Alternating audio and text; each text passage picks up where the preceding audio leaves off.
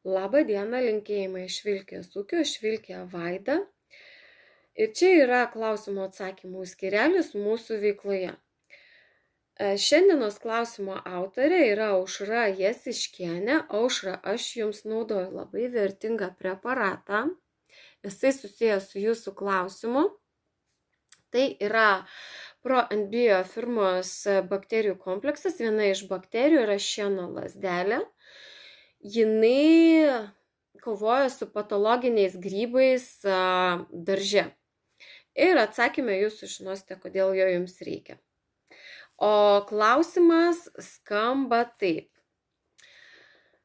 Viename atsakyme išgirdau, kad asiūkliai auga dirvoje, kurioje yra aukšti gruntiniai vandenys. Aš įsigijau sklypelį žemės ir pernai pirmą kartą auginau ten daržovės ir pastebėjau masę asiūklių. Iš kaimynų ir šulinį kasančio žmogaus sužinau, kad sklype ir žinoma aplinkui yra aukšti gruntiniai vandenys. Noriu sklype kurti, statyti sodo namelį ir dabar labai nuliūdau sužinojusi šitą dėsningumą. Ar yra priemonė išnaikinti asiūklius, nes požeminio vandens juk nepakeisi? Ar geriau keisti sklypą? Oi, pirmiausia, pasakysiu taip, viskas yra išsprendžiama. Jeigu jums ten patinka, jeigu ten jūsų širdelė gerai jaučiasi, ir nekeiskite to sklypo, ir kurkitės, ir statykite sodo namelį. O su aukštais gruntiniais vandenimis yra du rimti iššūkiai. Tai taip, asiūkliai auga dažnai tenaise, bet jų išnaikinti, kam juos naikinti? Jie jums nieko blogo nedaro, juos tiesiog reikia ravėti. Patikrinkite pH, aš praeituose atsakymuose apie pH kalbėjau, perklausykite juos, tuos klausimus, kur kiti žmonės uždavė. Ir matysite, ar reikia kalkinti dirvą ar ne, ir jeigu nereikia, tiesiog stabiliai paravėti tuos asiūklius, pamulčiuoti daržovės, kurias galima mulčiuoti, daryti sėjomainą ir nesukti galvos dėl tų asiūklių. Kas liečia aukštus gruntinius vandenis, jie daugiau problema, kalbant apie daržovių auginimą, kurioms nepatinka aukšti gruntiniai vandenys, tai šakninės daržovės dažniausiai nemėgsta aukštų gruntinių vandenų. Tai teks tiesiog įrengti paaukštintas lysves. Šakninėms daržovėms kokių 30 cm paaukštintas lysves reiktų padaryti. Ir galite tą padaryti absoliučiai visoms daržovėms. Visos daržovės geriau augsis, jausis, jeigu šiek tiek padarysite jiems aukštesnį gruntą.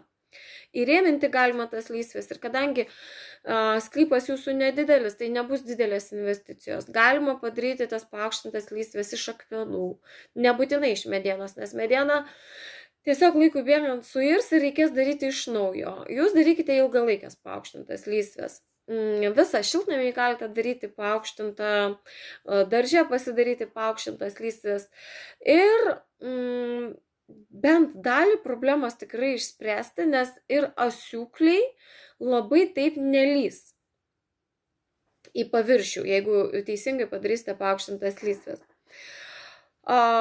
Kitas dalykas, problema ta, kad ten, kur aukšti gruntiniai vandenys, ten augalai linkę pasigauti įvairias grybelinės ligas, ypač pomidorai, agurkai, mildegė, ten pomidorai, pomidorų marą ir panašias. Tai šiek tiek situacija pagerės, kai daržas atsidurs šiek tiek paaukštintas, pasidarys paaukštintose lysvėse, bet taip pat patariu naudoti karts nuo karto nedažnai, nes kad ir labai geras preparatas, natūralus, bet jo kasdien, kas savaitę naudoti negalima, nes bet koks bakterinis preparatas iškreipia truputėlį terpę ir reikia juos kaitalioti. Tai čia yra natūralus dalykas, jį galima naudoti ir į vidų, jis iš tikrųjų skirtas ir daržams, ir sveikatos gerinimui. Bent jau tokį aprašymą teikia gamintojai, jis yra registruotas Europos Sąjungoje, galima, jeigu Lietuvoje nerasite, parsisiųsti daugiau iš užsienio, o jums aš įdėsiu dovanėlę. Tai vadinasi ProNBio Pre and Probiotic Concentrate. Viena iš sudedamųjų dalių yra šieno lazdelė, būtent bakterija, kuri puikiai kovoja su įvairiais patologiniais mikroorganizmais. Jos negalima naudoti dažnai, nes pastebėta, kad jeigu dažnai naudojama, išstumia iš aplinkos ir kitus naudingus mikroorganizmus, konkuruoja stipriai. Na tai tarkim, kaitalioti su kažkokiu tai žolių raugu, skystų biohumusu ir panašiai. Tai galima sakyti analogas to visiems žinomo fitospurino, kuris buvo labai Lietuvoje populiarus, bet dabar tiesiog uždrausta jį įvežti. Na tai tikiuosi į klausimą atsakiau ir nenusiminkit, viskas yra išsprendžiama, asiūkliai nenuodas. Tik tai reikia pasižiūrėti, ar jie kartu dar nesimbolizuoja ir rūgštesnės žemės. Tai tiek. Na, o visus kitus kviečiu užduoti įdomius klausimus, išsirinksiu įdomiausius, vertingiausius, juos atsakysiu ir dar jūs už tai gausite dovanėlę. Iki!